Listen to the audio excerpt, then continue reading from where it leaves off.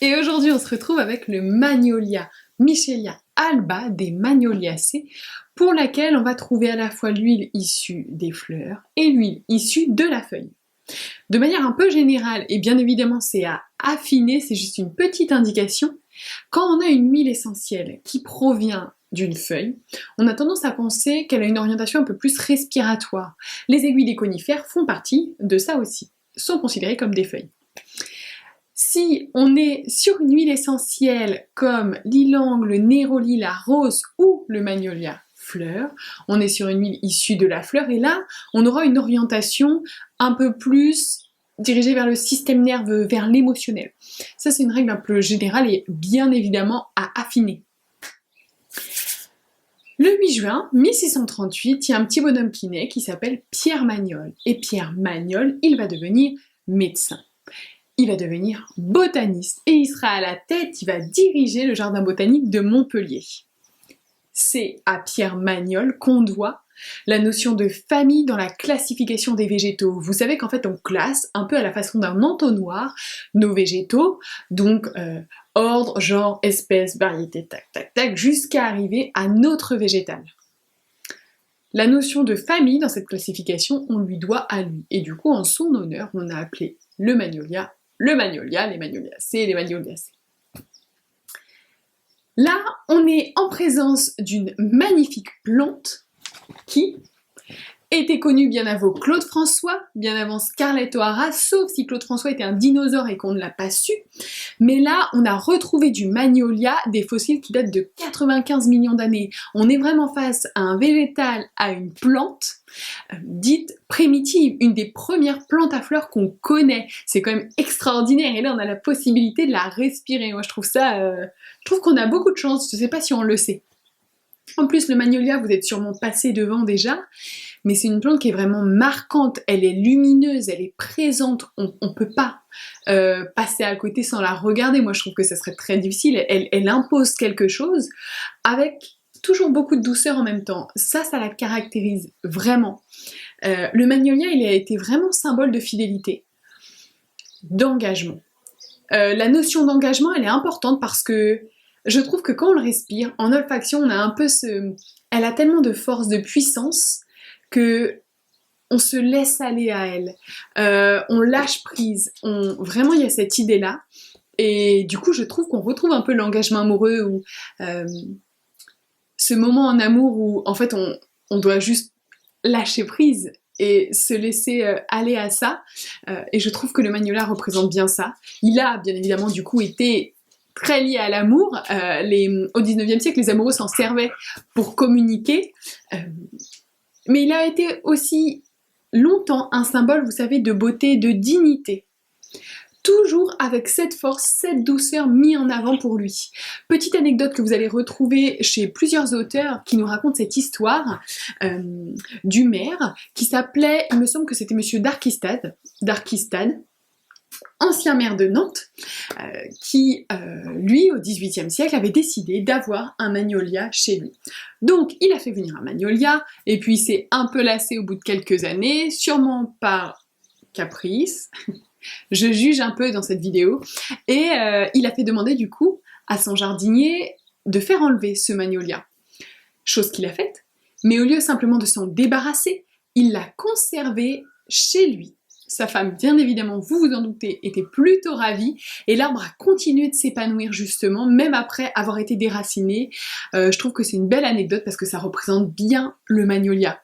Donc j'aime bien cette petite histoire. Le magnolia, c'est une plante qu'on va pouvoir utiliser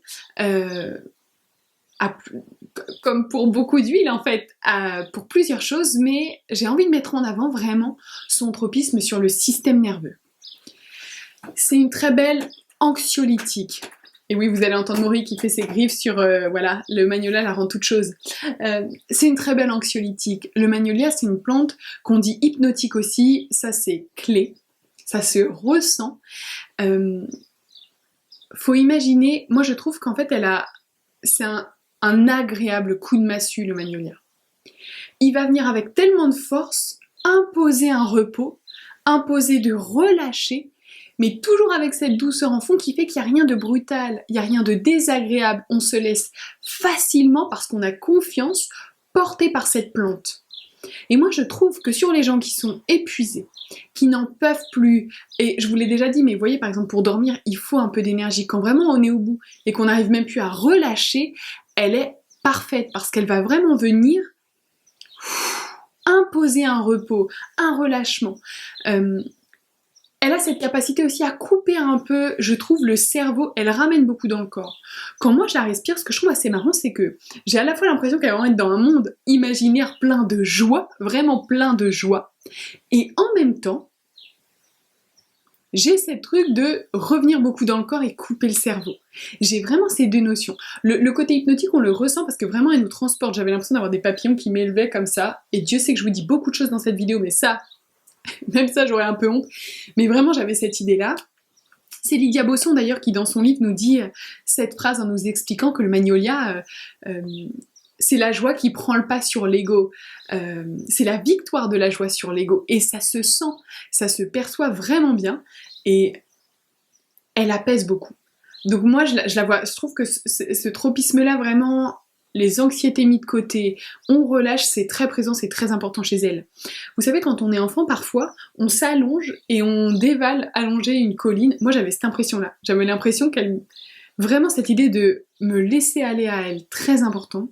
C'est une plante qui régule le système nerveux autonome. Système nerveux autonome, on en a déjà parlé, mais en gros, soit vous êtes sur le qui-vive, aux aguets, prêt à fuir parce qu'un lion vous pourchasse. Le lion, dans la vie de tous les jours, ce sera l'open space, le patron, vous-même peut-être parfois. Soit vous êtes en paix, en sécurité, et là, on régénère, on récupère. Cette huile, elle a la capacité de vous faire, d'équilibrer en tout cas la balance entre les deux. Ça veut dire que là, je vous parle vraiment du côté épuisement, du réconfort qu'elle peut donner quand on pense trop, quand on a des angoisses, etc. Mais elle a aussi cette capacité à tonifier s'il y a besoin. Au-delà de ça, vraiment, sur le système nerveux central, c'est le côté anxiolytique, hypnotique, vraiment retour au corps, et en même temps, on souffle et on a beaucoup de joie, d'amour avec cette huile. Vraiment, c'est l'axe que je voulais mettre en avant. J'ai l'impression d'être embrouillée, donc j'espère que c'est un peu clair pour vous. C'est aussi une plante de la peau. C'est une plante de la peau parce qu'elle a ce côté anti-inflammatoire, anti-infectieux. Ça veut dire que je pense au bouton d'acné qu'on n'aime pas trop. Là, elle va venir désenflammer et en même temps, elle a cette capacité à purifier en étant anti-infectieuse.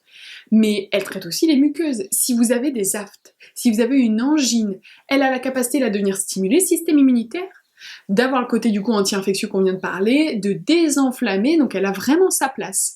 On l'a cité aussi pour l'herpès par exemple. Même pour les verrues, il me semble que Michel Faucon la cite pour les verrues. C'est une plante du cœur, et elle a un lien à l'amour du coup qu'on lui connaît, qu'on lui a attribué déjà depuis un certain nombre d'années. Elle va réguler le rythme et la tension. Donc très belle plante, vraiment liée à l'amour je trouve. Utilisez aussi l'hydrolat, pensez-y. Quand je vous parle des huiles comme ça, pensez aux hydrolats qui sont plus simples à utiliser et qui fonctionnent aussi, qui ont une vraie action sur le corps qu'il ne faut pas négliger. Ça peut être aussi un bel outil. Vous voyez par exemple là, soit vous mettez une goutte pour faire un bain de bouche, soit vous prenez tout simplement l'hydrolat que vous pouvez ingérer du coup. Vous voyez, c'est beaucoup plus pratique à utiliser, il y a moins de risques, mais là il y a une vidéo qui arrive sur l'utilisation des huiles parce qu'on m'a posé la question, donc je vais vous répondre en vidéo. Et je répondrai aussi à la question qu'on m'a demandé, on m'a demandé si on pouvait être addict à l'olfaction, donc je vais vous répondre à tout ça, mais du coup pensez aussi à l'hydrolat. L'hydrolat qu'on nomme Champaka en fait, et qui est le symbole de la réincarnation. Donc le magnolia c'est vraiment cette plante très puissante, qui est là depuis plus de 95 millions d'années, c'est important parce que c'est une expérience qu'elle nous transmet, qui est pleine d'amour, qui je trouve possède une certaine intensité, une certaine force et en même temps beaucoup de douceur pour nous laisser aller dans ses bras pour qu'elle puisse vraiment nous porter et lâcher prise. C'est vraiment l'axe que j'ai envie de mettre en avant pour cette huile. J'espère que j'ai rien oublié, mais j'espère surtout du fond du cœur que vous allez passer votre journée à chanter les Magnolia, Magnolia Forever, danser dans la rue s'il faut, mais franchement éclatez-vous. Si vous pouvez mettre cette chanson dans la tête des proches que vous avez, mais allez-y, moi je vais faire de même. Et du coup je vous dis à très vite pour cette vidéo sur l'utilisation des huiles.